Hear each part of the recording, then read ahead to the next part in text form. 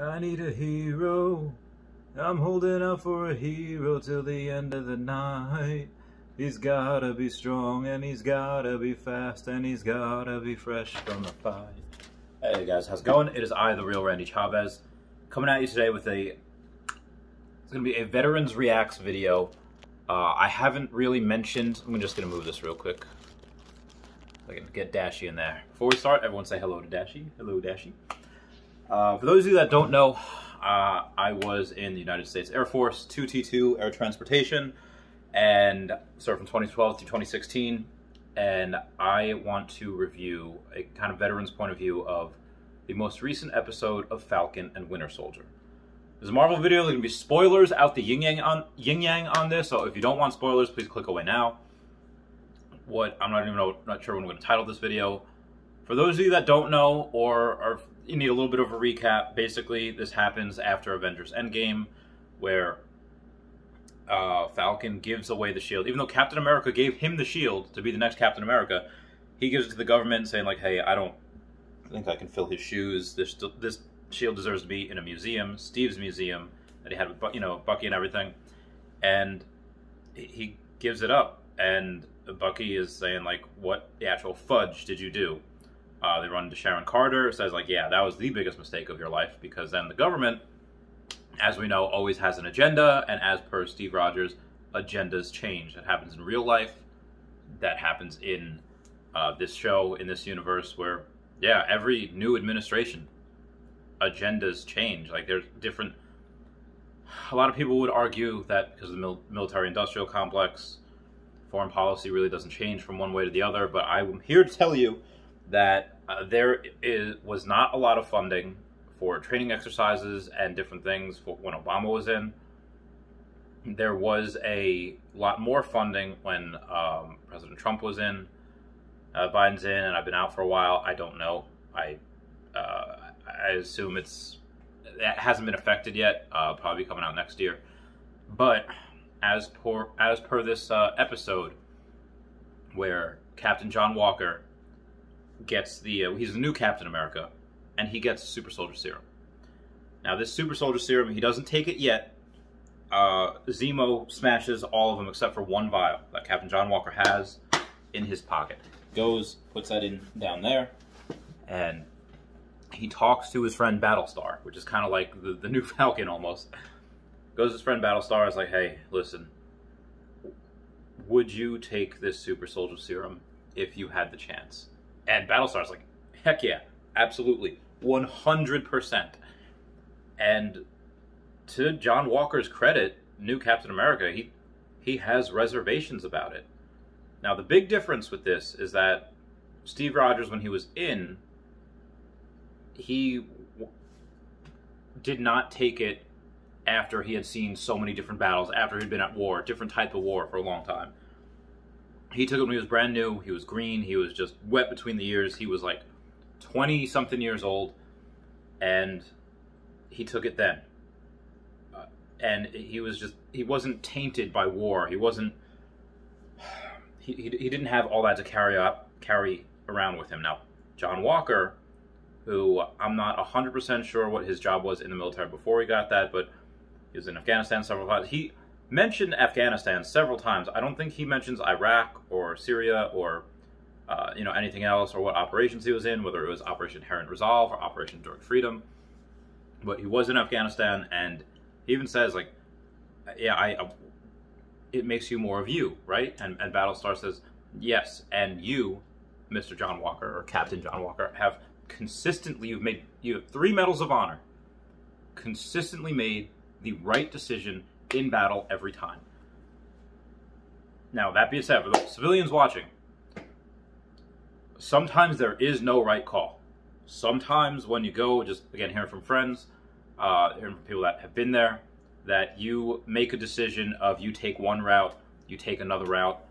It does not matter. There is no right call. It's just maybe there's one call that's not as catastrophic as the other. And they don't allude to it, they don't go into it, but Captain John Walker says like, well, those right calls, those 3 medals of honor that remind me of like the worst days of my life, that did not feel right at the time. And he says, as Captain America, it feels like the first time he's been feeling good about doing something. So the military, a lot, I guess, you know, that line is a little bit blurred because you have to do things that most people would not want you to do, especially the civilians in America that don't see it. You know, war is not fought in America; they're fought in Afghanistan, like I said, Iraq, Kuwait, Qatar, like all the a bunch of different airfields and everything on there. And he goes and he winds up taking it. He takes that serum. He becomes a new super soldier, kind of similar to where Bucky Barnes had that serum. Kind of similar where they saw a black captain, or they saw a black super soldier earlier in the series, and he's like, okay. He takes it. He goes to fight alongside Falcon and Bucky just to try to capture what's called Flag Smashers, just a terrorist group. And there's debate about whether they could be called terrorists or not, but he goes and Battlestar gets, I'm not sure if Battlestar is dead or if he's just got his ribs broken. I think he's dead, but at that time, during that battle, you see Captain John Walker, who previously just got his butt handed to him by the Dora Milaje. Dora Milaje is from Black Panther. They're like the King's Guard, and they're like the most highly trained people like in the world. And John Walker gets his butt handed to him by them. He's like, they're not even super soldiers. So, you know, he takes it, and then he starts really kicking butt. He throws the shield with such ferocity that it gets stuck in like a wall, in like a beam. He's like, oh, okay. He's kind of just learning his powers, just figuring it out.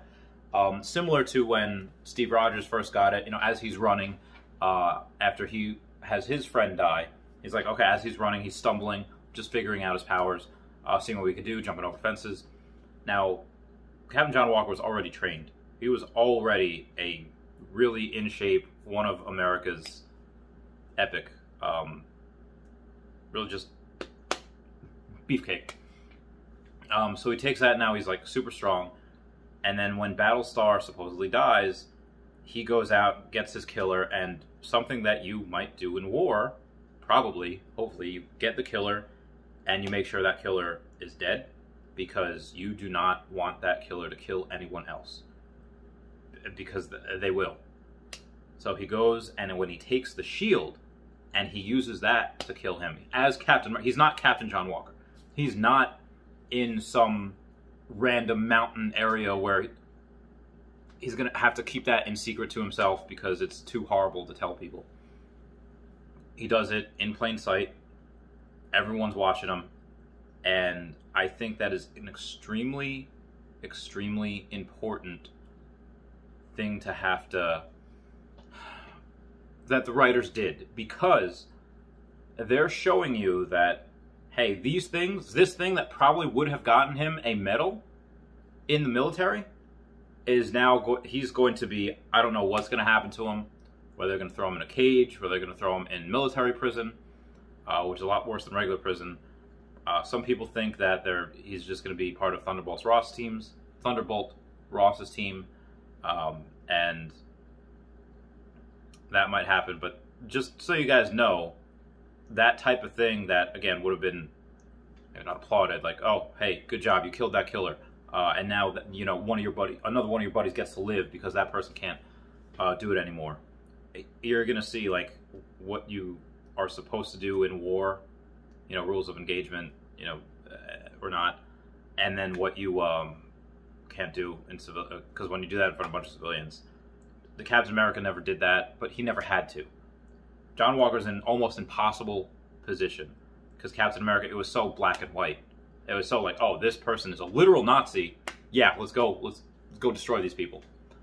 But these Flag Smashers, where they're labeled as a terrorist group, they just they're a bunch of displaced peoples, and it's they portray them in a very sympathetic way, which, yeah, you kind of feel for them, and maybe they're right. Even Falcon agrees with the stance that they're taking, just not what they're doing, not the way that they're doing it, going around hurting people, killing people. It's horrible. But I just wanted to make this video because I don't think I see anyone else talking about it. I would have made it sooner. I just was busy all weekend. that yeah, so a lot of times soldiers go through things, and I'm just here like on John Walker's behalf. I know it's a fictional character, but yeah, the way Steve Rogers' enemies were different. It's just different. Steve Rogers never really had to make a decision like that. Never had Rage take him over like that. So I just thought that was an important thing. How are people going to react to that? I don't know. Comment down below your reaction to that. My girlfriend's calling, so I love you guys. Please comment, like, and subscribe. Comments are good for the YouTube algorithm. Everyone say bye-bye to Dashi. Bye-bye, Dashi. All right, I love you guys. Bye. Meow.